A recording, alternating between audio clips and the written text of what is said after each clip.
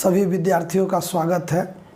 आज मैं आपको एनसीईआरटी गणित बुक का पाठ 5 का प्रश्नावली 5.3 वर्ग 10 क्लास 10 का मैथ बुक में हम बात कर रहे हैं। समांतर श्रेणी जो पाठ है उसका प्रश्नावली 5.3 का प्रश्न संख्या 16 बताने जा रहे हैं। प्रश्न संख्या 16 है, किसी स्कूल के विद्यार्थियों को उनके समग्र शैक्षिक प्रदर्शन के लिए 7 नगद पुरस्कार देने के लिए 700 रुपये की राशि रखी गई है। यदि प्रत्येक पुरस्कार अपने से ठीक पहले पुरस्कार से 20 रुपया कम है तो प्रत्येक पुरस्कार का मान ज्ञात कीजिए। कह रहा सवाल है कि 7 पुरस्कार है, फर्स्ट सेकंड थर्ड 7 पुरस्कार है, यानी कि यहाँ पुरस्कार की संख्या दी हुई है 7, यानी कि पुरस्कार की संख्या और कुल राशि दोनों दिया हुआ है। कुल राशि जो है वो 700 है, कुल पुरस्कार है की संख्या वो 7 है, यानी कि ये SN है और ये N है। 20 रुपया कम करने का अर्थ है D दिया हुआ है 20 रुपया, SN N और D दिया हुआ है। आपको निकालना है, पहले A निकालना होगा, हमको 7 पुरस्कार निकालना है, A1 A2 A3 A4 A5 A6 A7, ये 7 पुरस्कार निकालना है। प्रथम पुरस्कार द्वितीय पुरस्कार सब निकालना है।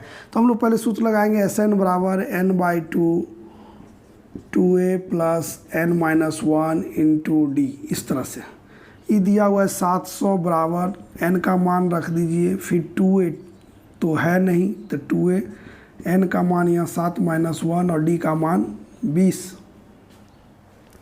ठीक है, 20 रुपया कम है यानी कि -20 है। ये भी एक ध्यान देने वाली बात है, और नहीं तो सवाल फिर बनेगा नहीं। तो ये हो जाएगा 7 दूना 1400 -7 बराबर 7 गुना 2A प्लस ये हो जाएगा 6 गुना 20, 6 गुना 20 यानी 120 माइनस में। इसको इधर ले आइएगा तो इतना बटे 7 बराबर 2A प्लस माइनस 120। ठीक है, उसके बाद ये कट के हो जाएगा 200 में माइनस 120 इधर से आके जुड़ जाएगा तो 120 बराबर 2A, यानी कि 320 बराबर 2A। तो A का मान आ जाएगा 320/2 यानी कि 160 रुपया। यानी पहला पुरस्कार जो होगा, प्रथम पुरस्कार वो होगा 160 रुपया। पहला पुरस्कार हो गया 160 रुपया। तो दूसरा पुरस्कार A2 जो होगा 140, तीसरा 20 रुपया कम करते चले जाइए 120, चौथा पुरस्कार 100, पाँचवा पुरस्कार होगा 80, छठा पुरस्कार होगा 60 और 7वां पुरस्कार होगा 40 रुपया। ये आपको 8 पुरस्कार होगा और यही निकालने कह रहा है आपको, प्रत्येक पुरस्कार का मान ज्ञात कीजिए। ठीक है, तो इस तरह से आप बनाइएगा। प्रश्न नंबर 17 है, एक स्कूल के विद्यार्थियों ने वायु प्रदूषण कम करने के लिए स्कूल के अंदर और बाहर पेड़ लगाने के बारे में सोचा। मैंने बोर्ड पे भी प्रश्न को लिखा है, लेकिन कुछ उसमें हम छोड़ दिए लिखना क्योंकि बहुत लंबा हो रहा था।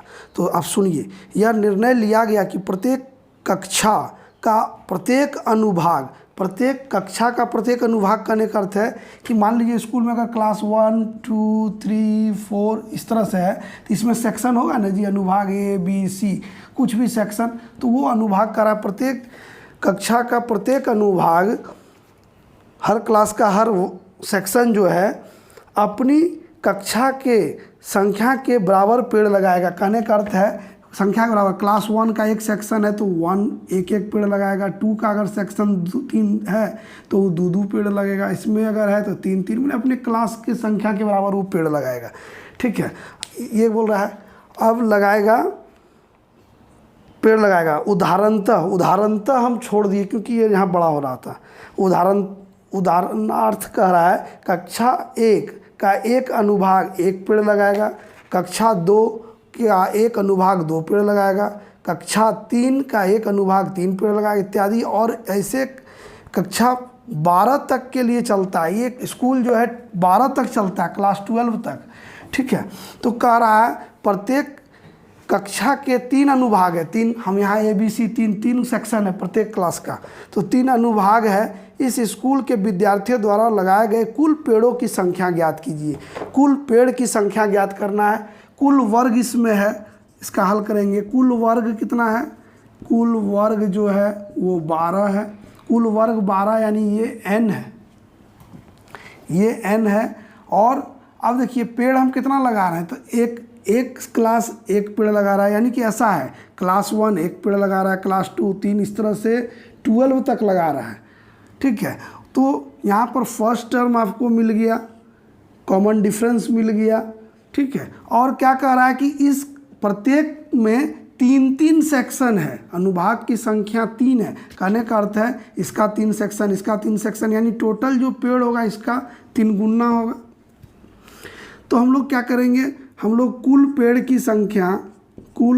की संख्या जो हो जाएगा, संख्या होगा वो SN का तिगुना होगा। ये SN अगर इसका है तिगुना, यानी कहने का अर्थ है SN अगर निकालना है तो 3 गुना SN बराबर होगा n/2, n हो जाएगा यहाँ 12/2 गुना 2 × a होगा 1 प्लस n यहाँ होगा 12 - 1 और d 1 होगा। अब यहाँ से देख लीजिए, यहाँ a बराबर 1, d बराबर 1, n बराबर तो हम 12 लिखे। तो अब इसको हल कीजिएगा तो आ जाएगा, ये 2 से 6 बार में 6 × 18 गुना 2 × 1 = 2 प्लस 11, ठीक है। 12 में 11, 11 × 1 = 11, यानी कि 18 गुना 13। इसको गुना कीजिए, 18 × 3 = 54 के 4, हाथ में 5, 18 × 1 = 18, 5 × 23, 334 पेड़। कुल पेड़ जो लगाया जाएगा बच्चों के द्वारा वो 234 होगा, ठीक है। तो प्रश्न संख्या 18 है, केंद्र A से प्रारंभ करते हुए बारी बारी से केंद्र A और B को लेते हुए, ठीक है। प्रश्न आप देख लीजिए है बुक में भी, लेते हुए त्रिज्याओं 0.5 सेंटीमीटर, 1 सेंटीमीटर, 1.5 सेंटीमीटर, 2 सेंटीमीटर ऐसे वाले उत्तरोत्तर अर्धवृत्तों को खींचकर एक सर्पिल बनाया गया है। 13 क्रमगत अर्धवृत्तों से बनी इस सर्पिल की कुल लंबाई ज्ञात कीजिए। कहने का अर्थ है कि यहाँ A है और ये B है। एक बार इसको केंद्र मान के इस तरह से हम लोग अर्धवृत्त बनाए, फिर B को मानकर इसको अर्धवृत्त बनाए, फिर A को मान के इसका अर्धवृत्त बनाए। अब कह रहा है क्या, इसका त्रिज्या जो है 0.5, इसका त्रिज्या 1, फिर इसका त्रिज्या हो जाता है 1.5, फिर इसका त्रिज्या हो जाएगा 2, फिर इसके बाद वाला का हो जाएगा 2.5 त्रिज्या। तो ये 13 राउंड चला। ये एक ठो था L1, ये L2, ये L3, तो ये L13 तक 13 अर्धवृत्त बनाया गया। तो उसका हमको कुल लंबाई ज्ञात करना है, ठीक है। तो कुल लंबाई जो होगा अर्धवृत्तों की संख्या होगी। तो यहाँ हल हम लोग लिखते हैं, हल कैसे करेंगे, अर्धवृत्तों की संख्या दिया हुआ है, अर्धवृत्तों की संख्या बराबर 13 दिया हुआ है, ठीक है। 13 ठो खींचना है। उसके बाद हम लोग को त्रिज्या दिया हुआ है, पहला का त्रिज्या है मान लीजिए 0.5, दूसरा का 1, तीसरा का 1.5, यानी कि अंतर उसमें जो निकल रहा है वो। तो पहला अर्धवृत्त का जो लंबाई होगा, पहला इसका जो लंबाई होगा, इसका जो लंबाई अर्धवृत्त का लंबाई, तो पहला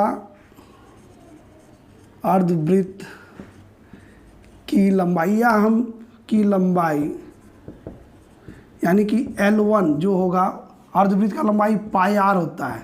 तो पाई का मान 22/7 और r त्रिज्या यहाँ 0.5। फिर इसी तरह से दूसरा का हो जाएगा πr, इसका 1 लेंगे तो इसका r2 यानी कि 22/7, इसका मान त्रिज्या का 1।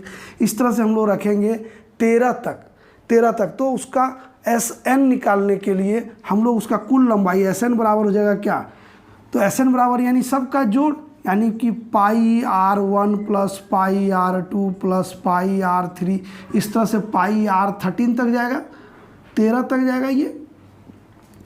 तो यहाँ D जो सार्वंतर कितना का देख रहे हैं आप, 1 - 0.5, यही ना 0.5 सेंटीमीटर बढ़ रहा है। तो SN बराबर हो जाएगा, SN बराबर हो जाएगा पाई R1, इसको मैंने इसको ही जोड़ना था, तो इससे हम क्या हो जाएगा n/2 into 2a plus n-1 into D. तो यहाँ क्या करेंगे, n लेंगे 13/2 गुना पहला पद 2 इंटू ए। अगर आप पाई निकाल लीजिएगा तो यहाँ पाई का मान रखना होगा। अगर सबसे पाई निकाल लीजिएगा तो यहाँ पाई का मान रख दीजिए, पाई बराबर इतना है। तो तब फिर R1 R2 करते जाए तो R1 जो हो जाएगा पहला है वो 0.5 प्लस n 13-1 इंटू डी जो है 0.5। अब इसको हल करेंगे तो आ जाएगा पाई का मान, इसलिए बाहर हम कर लिए कि पाई सब में कॉमन था, तो पाई निकाल लीजिएगा तो ये आसानी से फिर सूत्र में बैठ जाएगा। तो पाई का मान रख दीजिए 22/7, क्योंकि प्रश्न में भी बोला जा रहा है कि पाई का मान आप ये ले लीजिए। इसको गुना करिए तो 1 प्लस 12 60 यानी 6 हो जाएगा।